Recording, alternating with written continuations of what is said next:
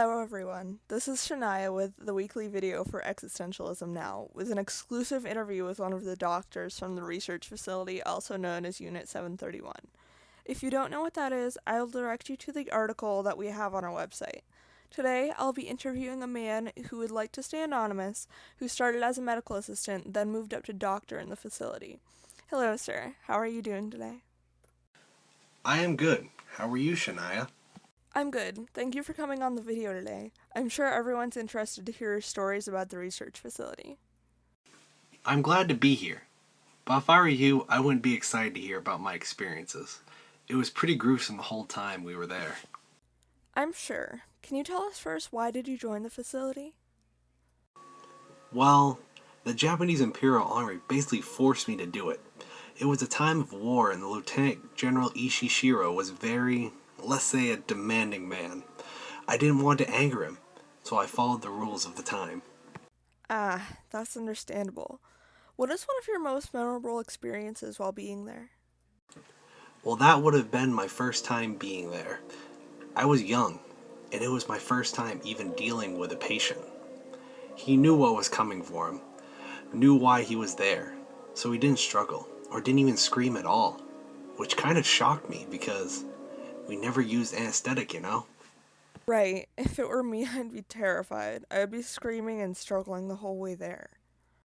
Exactly. So anyway, he didn't scream at all. Well, not until I picked up the scalpel, which is understandable. Now, of course, I was scared out of my mind, since I had never done this before. I had to cut him from his chest down to his stomach. That sounds horrible. Oh, trust me, it was much worse than it seems. He was screaming the whole time as I cut from his chest to his stomach.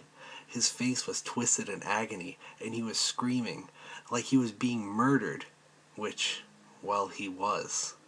And then he finally stopped screaming, stopped struggling, stopped living. I know for the rest of the surgeons it was their normal day, but it left such an impact on me since it was my first time.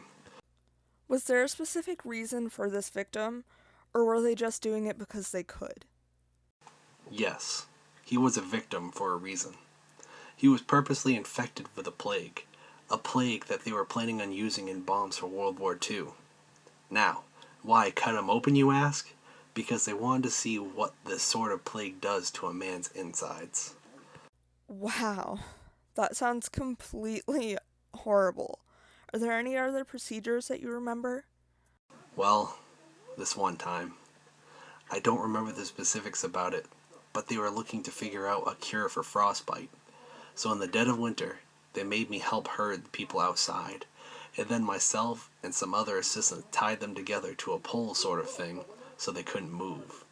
And we left them out there until they got frostbite.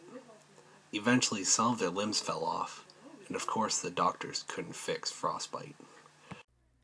I can't believe that some people probably did that stuff willingly. Yeah, some of the guys were even happy to do it. It seemed like they got off on it. It was sickening. Well, thank you for sharing your stories. I'm sure it must have been hard for you to go back and talk about them. No, not really. I've been doing it for so long, it doesn't affect me anymore. But yes, you're welcome. Thank you for being on the video. I hope everyone has a good day wherever you are watching us. Goodbye, everyone.